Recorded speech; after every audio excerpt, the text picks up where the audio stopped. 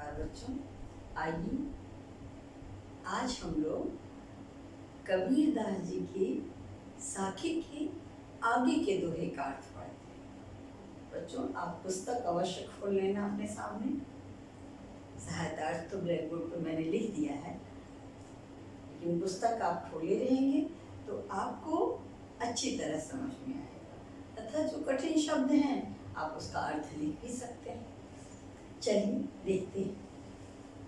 विरह भुवंगम तन बसै, विरह भुवंगम तन बसै, मंत्र न लागे कोई, राम वियोगी ना जीवै, जीवै तो गौरा होय। क्या कहते हैं? विरह भुवंगम, विरह रूपी सर्प। विरह कहते हैं बेटा जब हम अपने किसी प्रिय व्यक्ति से दूर होते हैं तो उसकी याद में हम दुखी रहते हैं, ये विरह भावना है। ये क्या कहते हैं? भुवंगम माने सर्प है, तन माने शरीर में बसता निवास करता है। विरह रूपी सर्प तन में निवास करता है। मंत्र न लागे कोई, किसी मंत्र के द्वारा उसका लागे माने उपचार नहीं होता है। विरह रूपी सर्प हमारे शरीर में बसता है तो किसी मंत्र से उसका उपचार नहीं होता। राम वियोगी ना जीवे, राम का वियोगी, राम से दूर रहने वाला जीवित नहीं रहता है। जीवे माने जीवित रहना, और जीवे जीता है तो बौरा पागल, जीता है तो पागल हो जाता है। अर्थ देखो बेटा क्या कहते हैं यहाँ। ईश्वर के जो भक्त हैं किस तरह उनके प्रेम में रमे होते हैं, उनसे दूर रह करके वो जीवित नहीं, हमेशा दुखी रहते हैं। देखिए, विरह भुवंगम तन बसै, मंत्र न लागे कोई, राम वियोगी ना जीवे, जीवे तो बौरा होई। कबीर दास जी कहते हैं कि जब वियोग रूपी सांप, ईश्वर के प्रति जो वियोग है, वियोग रूपी सांप शरीर में बस जाता है तो मंत्र न लागे को, किसी मंत्र से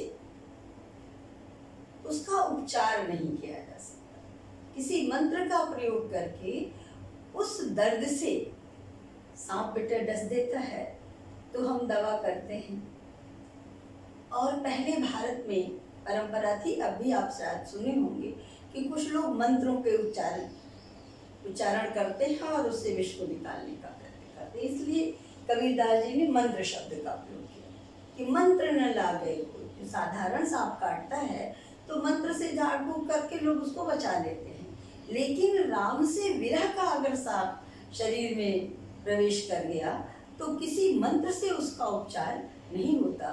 वह व्यक्ति लगातार विष में तड़पता रहता है। राम वियोगी ना जीवे, राम का वियोगी जीवित नहीं रहता है। राम का भक्त जो उसके वियोग में तड़पता है वो जीवित नहीं रहता है, अर्थात हमेशा वो तड़पता रहता है, जीते जी मरने के समान।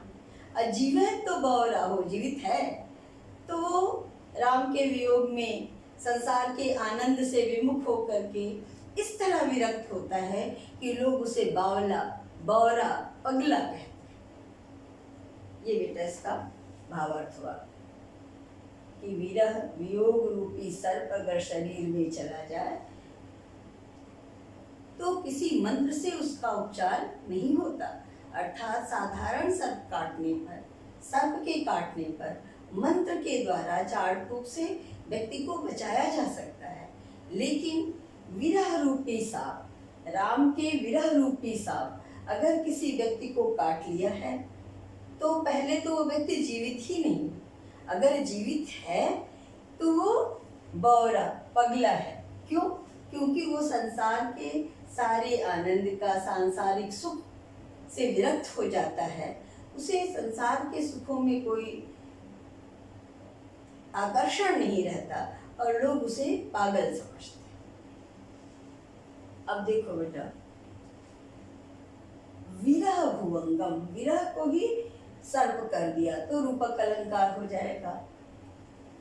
यहाँ आप देख लीजिए, इसी तरह जैसे कोई, होई अनुप्रास अलंकार है, इस तरह आप अलंकार लिख लेंगे। छंद दोहा छंद है।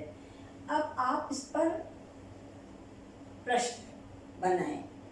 मैं थोड़े प्रश्न बनाती हूँ, आप, मैं बार बार कह रही हूँ ना, अपने से बना करके कॉपी पे लिखेंगे और बाद में मैं दूंगी। क्या है? विरह भुवंगम तन बसे।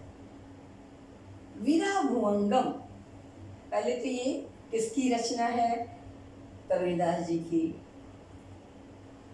पाठ का नाम साखी। अर्थ पूछा जाएगा तो अभी मैंने अर्थ बताया, आप उसे लिख लें। फिर विरह भुवंगम से कबीरदास जी का क्या तात्पर्य है? अर्थात विरह को उन्होंने सर्प कहा है। जैसे सर्प के डंक मारने पर, सर्प के काटने पर लोग विष के कारण बेचैन होते हैं, वैसे ही विरह की आग में, जब ईश्वर की विरह के आग में या किसी की विरह के आग में लोग जलते हैं तो पूरा शरीर दुखी रहता है। मंत्र न लागे कोई से क्या तात्पर्य है? वही भारतीय परंपरा में सर्प काटने पर पहले मंत्र झाड़ फूक से लोगों को बचाया जाता था। इसलिए वो कहते हैं कि विरह रूपी सर्प काटने पर किसी मंत्र से उपचार नहीं हो सकता। राम शब्द का क्या अर्थ है? राम, मैंने बताया था आपको, वो जीवन परिचय याद रखिएगा कि राम दशरथ पुत्र राम का नहीं, बल्कि परब्रह्म परमात्मा, ये अर्थ है। जीवे तो बौरा हो, राम का वियोगी जीवित रहता है तो बौरा क्यों होता है? इससे क्या तात्पर्य है? तो बौरा क्योंकि वो संसार के सुखों से विरक्त रहता है, संसार में उसे आनंद नहीं आता, तो संसार के लोग उसे पागल समझते हैं। इस तरह बेटा कुछ प्रश्न आप अपने से भी इस पर बना लें। चलिए अगला देखते हैं। निंदक नीड़ा राखिए, निंदक नीड़ा राखिए, आंगन कुटी बधाए, बिन सावड़ पानी बिना, निर्मल करे सुभाए। क्या कहते हैं? निंदक, निंदा करने वाले को। नेड़ा, नेड़ा का अर्थ बेटा पास में है। किसी किसी पुस्तक में आपको नियरे उसका सुधार करके लिख दिया गया है, लेकिन नीड़ा ही है। नीड़ा माने पास, शुद्ध नहीं है। लेकिन बताया था ना कि भाषा इनकी सतुकड़ी है, पंचमेल खिचड़ी है, पढ़े लिखे नहीं थे। तो निंदक नीड़ा राखी, निंदक को अपने पास में रखिए। आंगन कुटी बधाए, अपने आंगन में कुटी बधाई माने बनवा कर। क्या कहते हैं कबीरदास जी कि अपने निंदक को अपने आंगन में कुटी बना दीजिए, घर बना दीजिए और उसको अपने पास में रखिए। क्यों? क्योंकि बिन सावण पानी बिना, सावण का अर्थ बेटा साबुन, पानी का अर्थ पानी, कि बिना साबुन पानी के ही निर्मल माने स्वच्छ करे सुभाए, तुम्हारे स्वभाव को वो स्वच्छ कर देगा। जैसे कपड़ा गंदा हो जाता है तो साबुन और पानी लगाते हैं, सर्फ लगाते हैं, धोते हैं, तब साफ होता है। यहाँ ये क्या कहते हैं कि अगर तुम्हारा निंदक तुम्हारे पास है, तुम्हारी कमियों की वो लगातार चर्चा करता रहेगा, तो आप समझेंगे, अपनी उन कमियों को दूर करने का प्रयत्न करते हैं। इसलिए कवि क्या कहना चाहते हैं कबीरदास जी कि निंदक नीड़ा राखिए, अपने निंदक को अपने पास रखो, अपने आंगन में घर बनाकर, क्या था, बिल्कुल पास रखो, क्योंकि निंदक का तुम्हारे जीवन में बहुत महत्व है। बिन सावण पानी बिना, बिना साबुन और पानी के ही तुम्हारे स्वभाव को वो निर्मल कर देता है, स्वच्छ कर देता है। अब ये बेटा एक तरह वो उपदेश दे रहे हैं, वही अनुप्रास अलंकार है और दोहा छंद है, ये आप लिख लें। इसके बाद आप इस पर प्रश्न बनाइए, निंदक को कहाँ रखना चाहते हैं कबीरदास जी, या कहाँ रखने को कहते हैं? नेड़ा, पास में। कहाँ उसका घर बनाने को कहते हैं? अपने आंगन में। निंदक क्या करता है? हमारे स्वभाव को स्वच्छ बना देता है, हमारे चरित्र को स्वच्छ बना देता है। बिन सावण पानी बिना से क्या तात्पर्य है? उनका कहना है कि अगर वस्त्र गंदा हो तो साबुन और पानी के प्रयोग से हम उसे साफ करते हैं, लेकिन निंदक तो केवल निंदा करता है और उससे हम अपना आत्म सुधार करते जाते हैं। इस तरह पूरे दोहे में कबीरदास जी क्या कहना चाहते हैं कि अगर कोई व्यक्ति तुम्हारी निंदा करता है तो उस पर नाराज मत हो। अधिकतर बेटा प्रशंसा सबको प्रिय होती है, अगर कोई तुम्हें ही कहे तो बहुत अच्छा लगेगा, कोई बुराई करता है तो हम नाराज होते हैं। तो यहाँ कबीरदास जी में क्या उपदेश दे रहे हैं कि निंदक अगर बुराई करता है तो हमें उससे नाराज नहीं होना चाहिए, क्योंकि वह हमें सुधारता है।